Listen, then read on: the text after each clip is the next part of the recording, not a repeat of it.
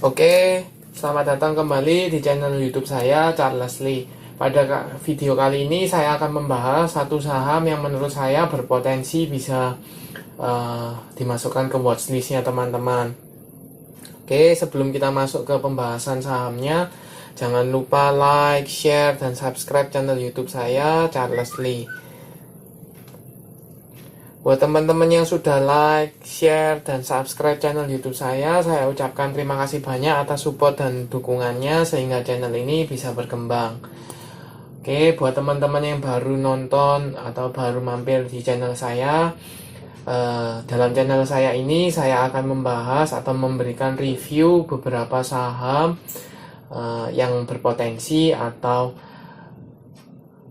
bisa dianalisa sehingga bisa membantu teman-teman untuk mengambil keputusan. Dan sebisa mungkin saya buat videonya itu setiap hari seperti itu. Oke, tanpa berpanjang lebar lagi kita langsung masuk ke analisa. Untuk sahamnya adalah BRMS atau Bumi Resource Mineral. Kenapa saya bilang ini berpotensi? Karena gini, untuk tanggal 1 Desember 2021 memang mengalami koreksi ya sebesar 2,59% ke level 113. Tetapi kalau kita lihat support yang terbentuk di 113 ini merupakan support yang cukup kuat untuk menahan pergerakannya saham BRMS ini. Untuk garis MA 50 maupun 150 sudah mengarah ke atas, untuk MACD mulai berpotongan ya. Mulai berpotongan atau berdampingan, belum berpotongan sih, berhimpitan. Untuk volume koreksi tetapi mengecil ya dari biasanya, seperti itu. Kita coba lihat broker summary-nya untuk BRMS. Kita lihat dari tanggal 22 ya, atau kita lihat dari tanggal 29-nya aja dulu. 29 sampai dengan tanggal 1 ada akumulasi ya. Ada akumulasi, kita coba lihat untuk tanggal 2 dari tanggal 22 juga masih ada akumulasi. Kenapa saya pilih tanggal 22? Kalau kita lihat dari tanggal 22 ini kenaikannya cukup signifikan ya. Dari ini tanggal 22 sampai dengan sekarang posisinya masih akumulasi ya. Akumulasi oleh BK, MG, DR, IF, JC. Sedangkan yang jual ada YP, KK, MI, YU, Aset. Kalau kita lihat berkaca dari dua terbesar aja, BK dan MG, itu harga rata-ratanya di sekitar 120. Tiga besarnya ini 120-an. Berarti kalau kita lihat 120-an itu di sekitar ini. Kalau kita tarik ya, di sekitar sini, 120. Sedangkan posisinya sekarang 113, berarti mereka floating loss ya, lagi floating loss. Jadi buat teman-teman bisa manfaatin karena posisi beberapa brokernya itu masih di atas, jadi kemungkinan ada potensi saham BRMS ini untuk diangkat minimal ke sekitar 120 untuk BEP. Tetapi sepengetahuan saya sih, sepanjang sepengetahuan saya nggak mungkin kalau dilepas di harga BEP, kecuali memang kondisinya tidak memungkinkan.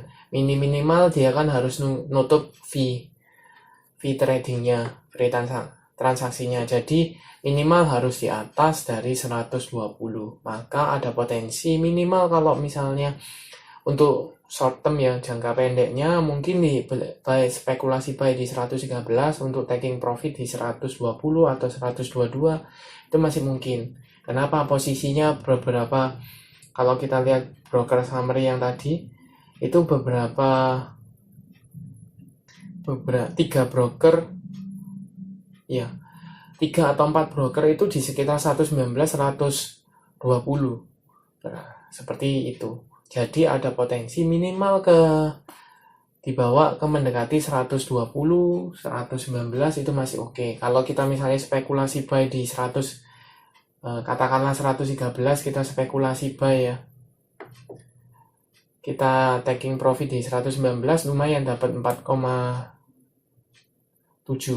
Kalau misalnya dibulatkan lah di 120 dapat 5%-an, lumayan seperti itu. Jadi buat teman-teman bisa manfaatin di tengah kondisi IHSG yang belum stabil, terus ada sentimen negatif untuk varian baru COVID-nya yang Omicron, kemudian ada isu bahwa di Amerika kalau kondisinya memang seperti ini, maka ada kemungkinan untuk taperingnya dipercepat, seperti itu. Maka sentimen itu membuat sentimen negatif buat bursa Asia maupun Indonesia. Kalau kita cuman lihat beberapa ya, ini sekilas saja, kita coba lihat untuk beberapa big caps-nya kita itu sudah patah tren seperti ini. ASII sudah patah tren, ya kan, sudah patah tren, cenderungnya sudah mulai sideways. Kemudian kalau sektor properti seperti Pewon sudah patah tren, Pewon, SMRA,